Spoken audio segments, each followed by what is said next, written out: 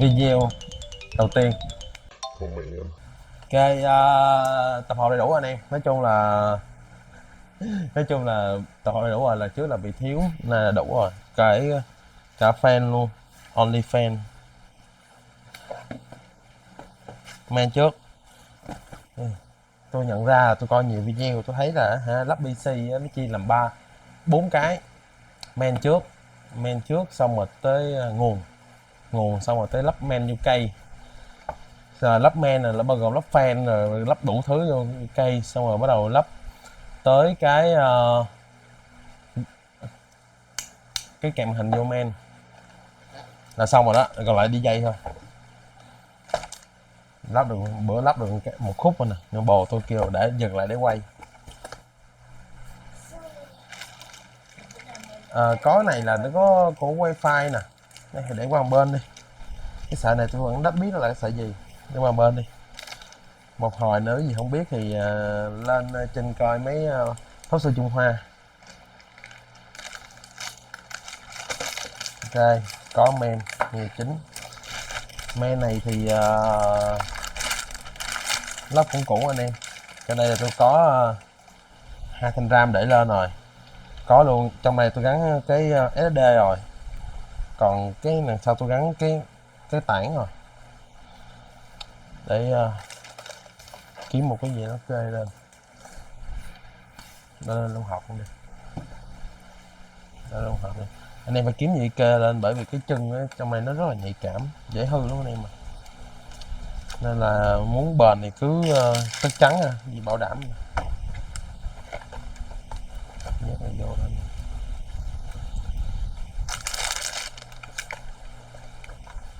Chung là cái men tôi thì nó xong rồi, men giờ cũng không còn gì để lắp nữa. Quan trọng là chủ yếu là xác định mấy cái đầu cắm, cái đầu chân cắm chắc cắm thôi. Tôi để này qua một bên đi, thì tiếp theo là sẽ cắm vô tới nguồn.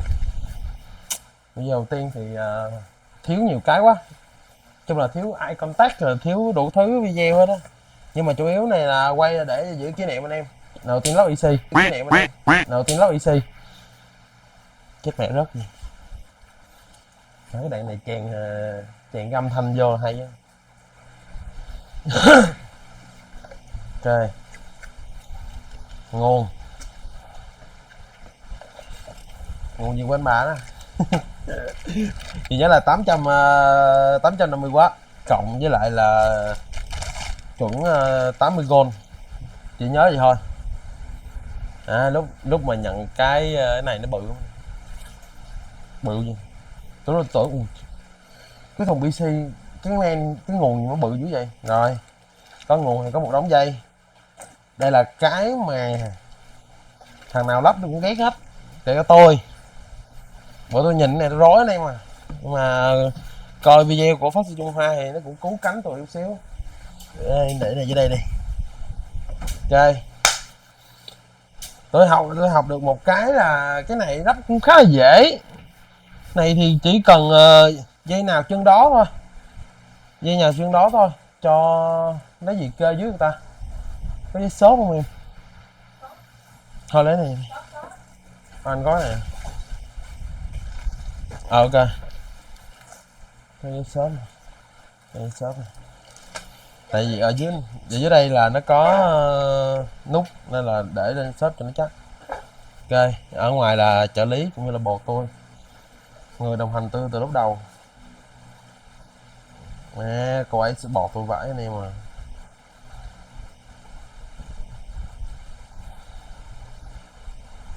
Ơi, gỡ sai em trời.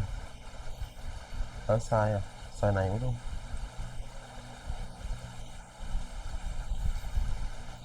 Ui.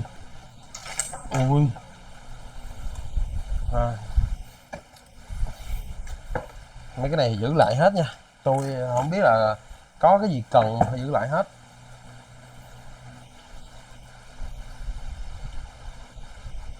Mặc dù không biết này là gì nhưng mà tôi cứ để đây đi. Rồi ok, đầu tiên là cái jack bự chà bá. Cái này sẽ là cái cung cấp cho men nè. Cái đầu mà quá trời ống luôn á, liên tiếp nha, cung cấp cho men. Cái này sẽ là cái lắp liên tiếp vô men. Ok, còn công việc nó dễ lắm. Nhìn đây, có gì là lắp vô, ví dụ như cái này quá trời ống luôn thì nhìn trên đây cái nào nhiều ống là lắp, đơn giản vãi liền luôn.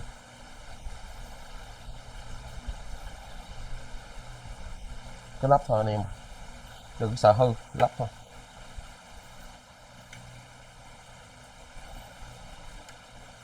Ủa, mượn nhớ nó có thêm cái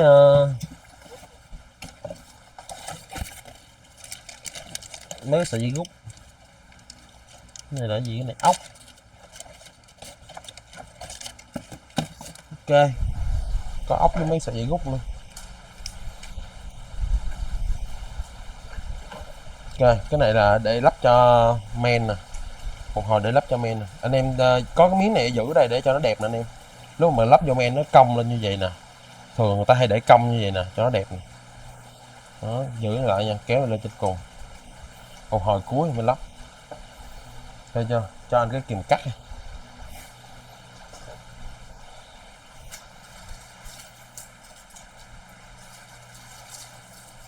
Rồi. Ok, cảm ơn cô gái của tôi.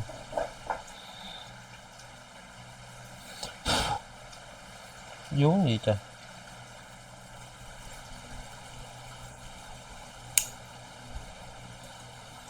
Để mà đi dây cho nó không bị rối anh em rút chặt lại nha.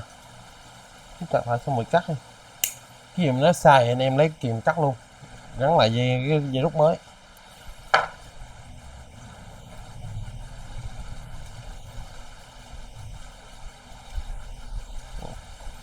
Cái đoạn này chắc hỏi edit ra tôi nhanh giùm.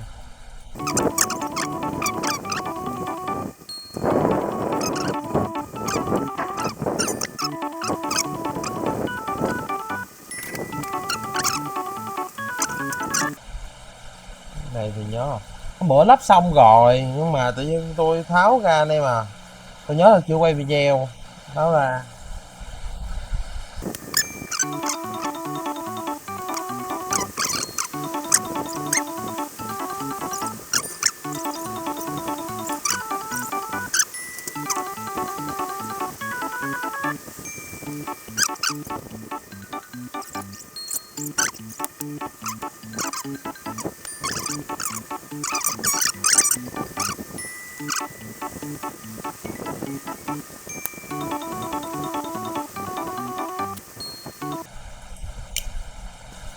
Xong rồi. Nói chứ thầm đá mình nửa tiếng á. Nó vừa cắt ra nửa tiếng á. Còn này nữa. Cái này thì cái nào gắn điện mới gắn. Ok. Bỏ tiếp theo. Cái cạnh màn hình. Một hồi gắn. Hai cái am. Này cái đèn. Rồi giờ tôi lắp cây nè. Lắp cây. Chuẩn bị xài tản á, tôi để này gần gần.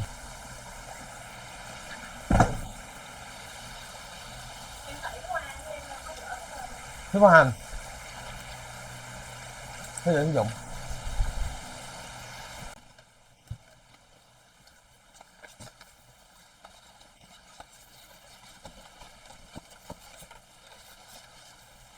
À, tôi đợi ngày này 20 năm rồi.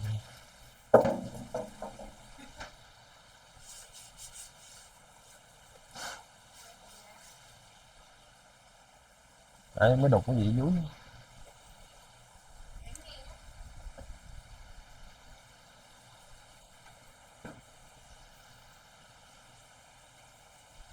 Cái này là bóc siêu rồi hết. Đó như này. Những lọc gió ở dưới.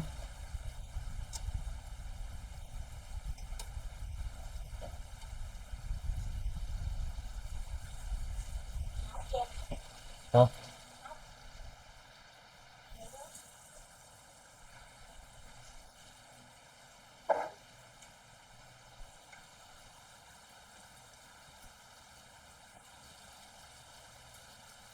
Nhớ còn ốc nào nữa quên rồi. Đèn.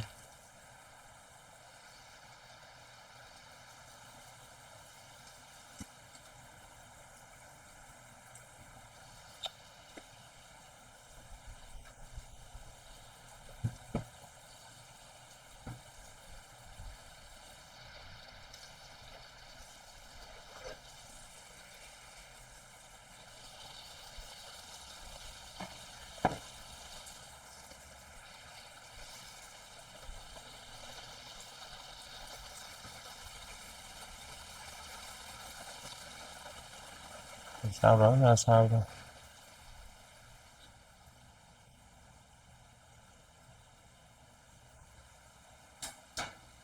Ờ, không xài ốc anh em ạ, cái này xài núm, mặt là sao xài núm.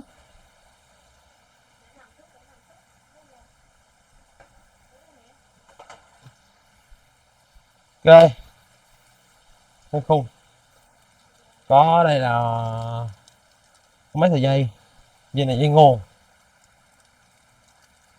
đồ tụi nó bắt kẽm anh em à.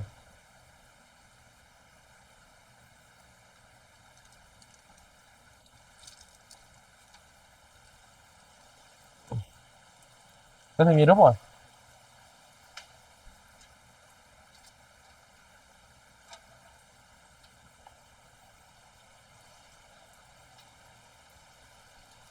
Cái này là dây đèn.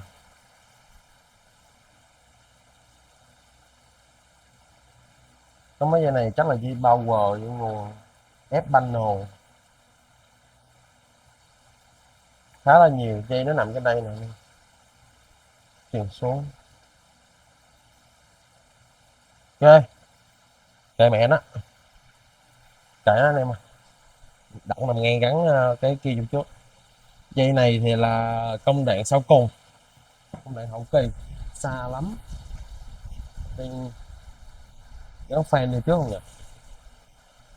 Giờ tôi đang lăn tăng không biết là gắn fan đi trước hay là gắn này đi trước.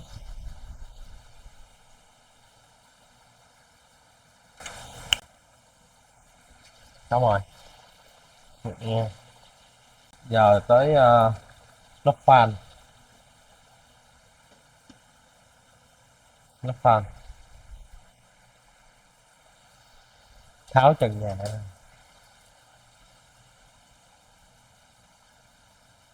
này cũng phải gỡ rồi nè,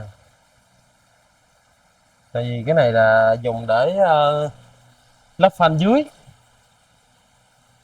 Tôi mua ở đây là 6 ngược một xuôi anh em à. Sẽ có 5 cái 5 ngược một xuôi nè, sẽ có 5 cái là hút vô, 5 cái là hút gió vô, một cái đẩy gió ra, ba quạt ở trên của tản nữa.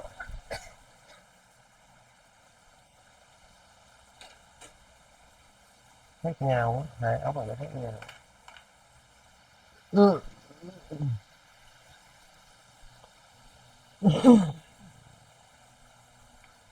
Rồi, tiếp theo là lắp tản.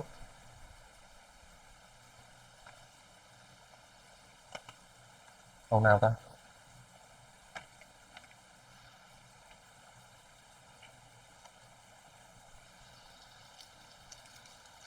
Go, go, go, go. I saw the go, go, go, go.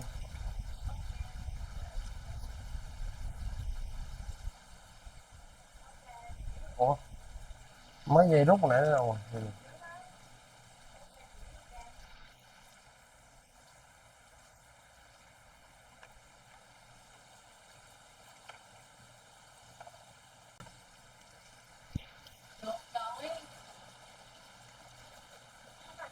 Mặt chính là mặt này má, cái mặt này là mặt ngược nè, nó có xương, nó có cái này là ngược nè, nó có xương là ngược.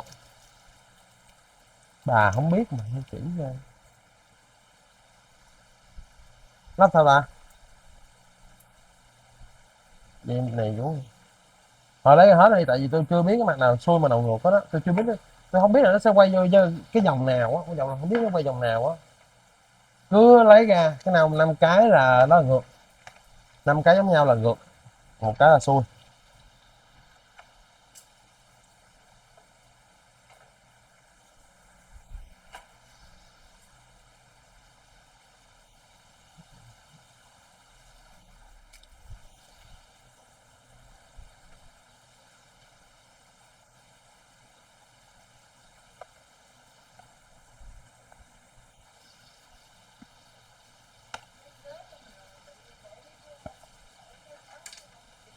Ghế nó bị lùn không?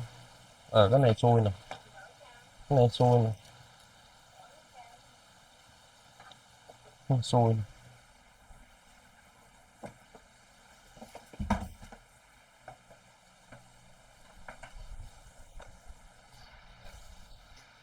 Nghe một đống dây luôn. Hai, không biết cái này tới khi nào nữa. Nãy quay đến mấy giờ ta? 7 giờ, 6 giờ, 7 giờ, đường tiếng rồi đó. Rồi này ngược.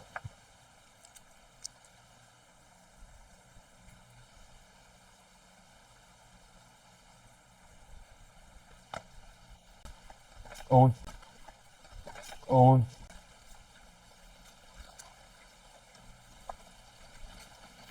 Nếu mà làm một cái video riêng về cái việc xém rớt mấy lần thì chắc cũng 15 phút á.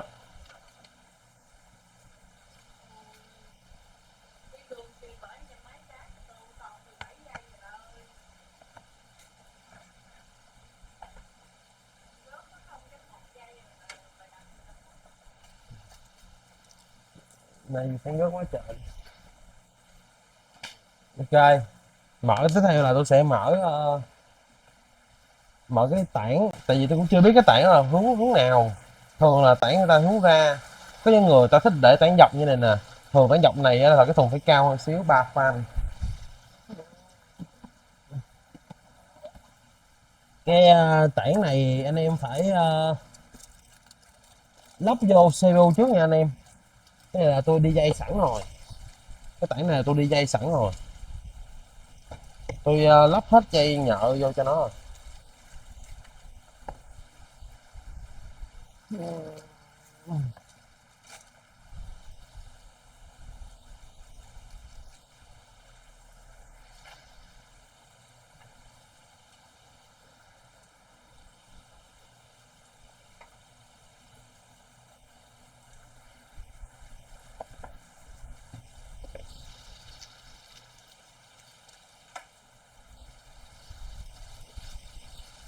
Trông cẩn thận nha, cái này có thể nó bị rỉ á.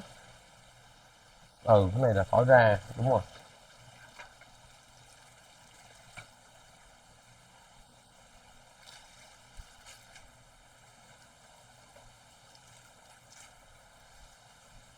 Ừ.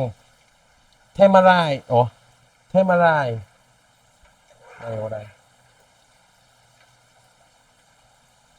Nè, đi dây rồi, đi dây nó dính với nhau rồi.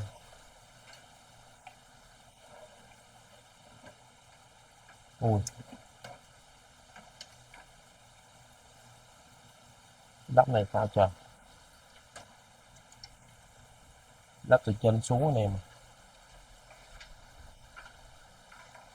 Này phải lắp từ trên xuống.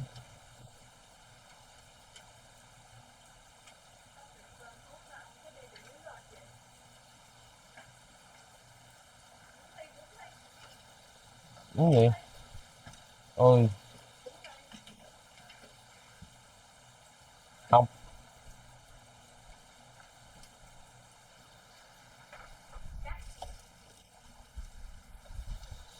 chắc đi.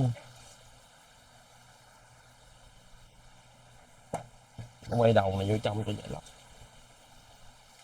Ai, nhiều quá.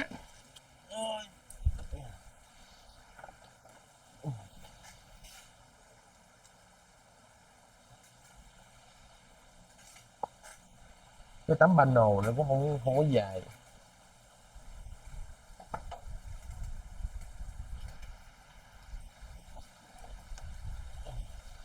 Nó nhìn này giống như một con cạc thứ hai á.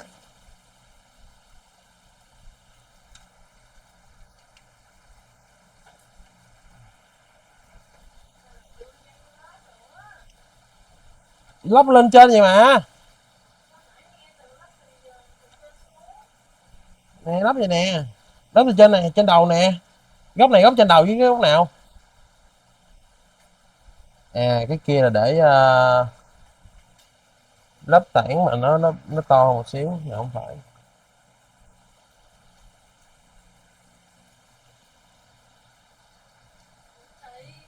Anh rồi, từ từ, cái này phải cắt anh em, mà cái này phải có trợ lý của tôi.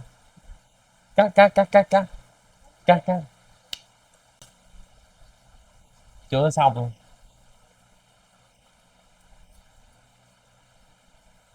Nói chung là đem cái này ra lắp hộ ta, người ta lấy có 100.000 thôi. Nói chung là tùy chỗ nha, 100, 200, 300 gì đó. Tôi có ông anh ông kêu lắp cho tôi thì lấy 100, nó lấy 300. Còn người lạ người ta kêu lắp giùm tôi có 100 bạc à.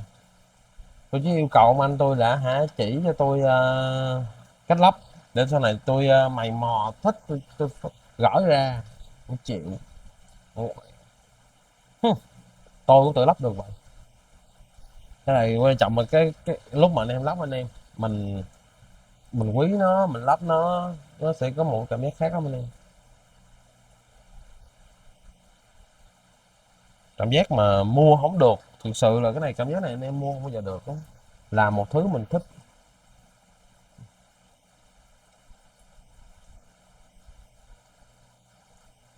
Anh em không biết là tôi đợi cái con này nó bao lâu rồi đâu.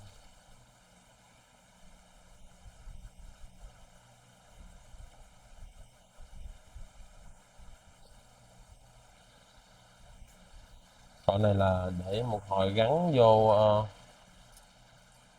gắn vô cái siêu vô cái kia. Rồi dựng nó lên, giờ bắt đầu đi dây nè. À thôi, này để coi con. Dây này nằm ở đây. Nằm ở đây. Đây gắn lên về. Đi dây này xuống dưới.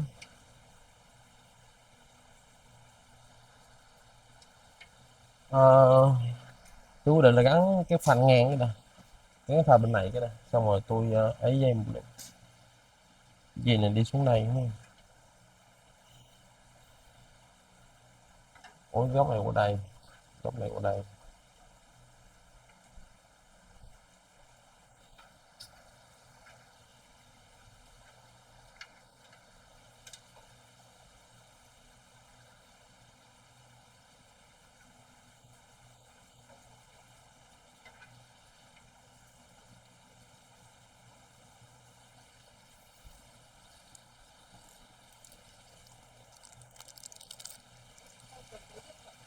Hả?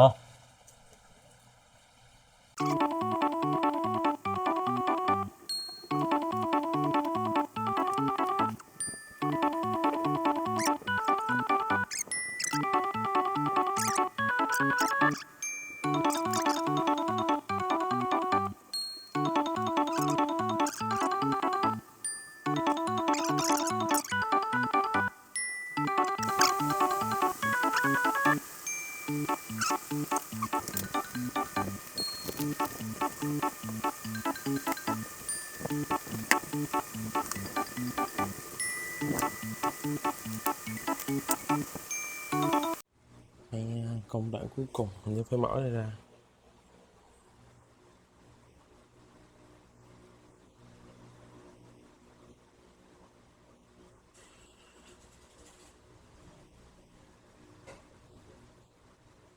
Chết mẹ em, ai phải để nó nằm xuống.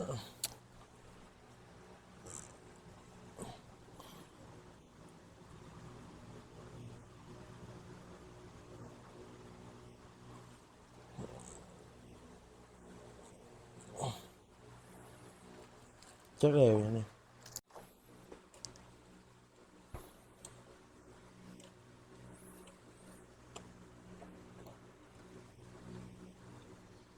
Này nó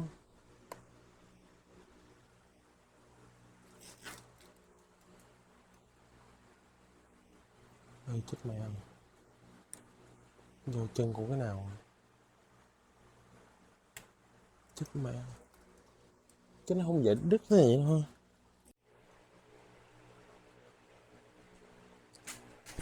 Ăn tiền không ở đây nè, xong hết rồi. Ăn tiền không loại khúc này nè, cho tôi một ổ cắm 3 chấu.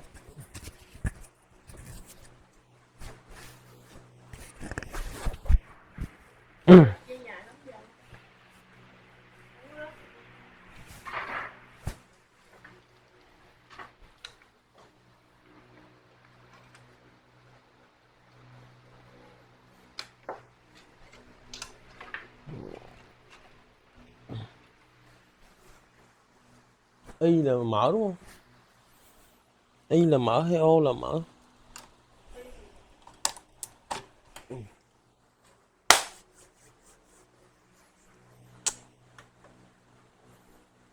Nó đèn. Nhưng thôi nó xoay. Tôi thấy nó có cái led nào đó mà. Nhưng tôi không thấy nó xoay anh em à. Fuck, sai chỗ nào rồi? Tôi thấy có một cái đèn led nào đó ở đây. Đúng không? Tôi thấy có led nhưng mà không thấy nó xoay.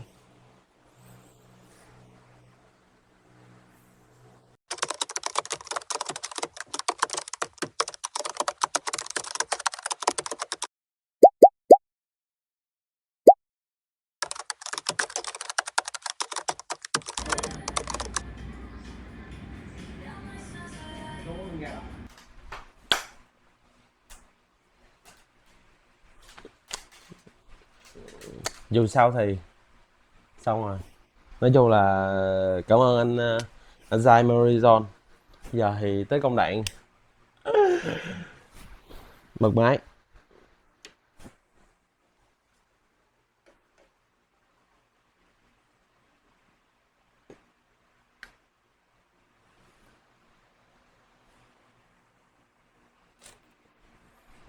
Đã lên là anh em à. Nói chung là hôm qua live hay mệt vãi nhái luôn.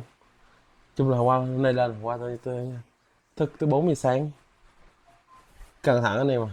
Nói chung là những ai mà chưa biết lắp thì cứ anh em nhớ cứ mua đồ chính hãng nha, và hư hỏng gì có thể ra ngoài đó hỏi, nên mua ở Memory Zone rất có tầm. Bây giờ chắc là bắt đầu công đoạn cuối cùng, bốc siêu.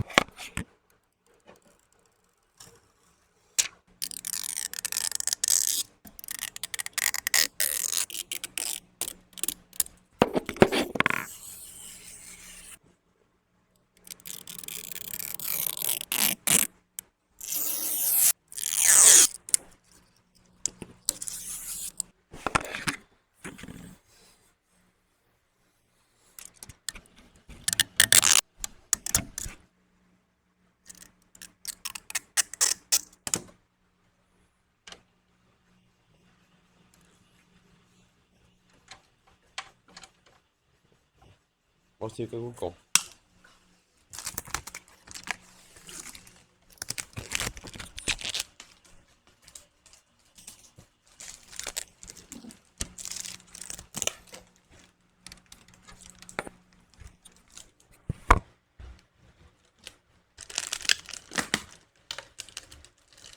Ừ.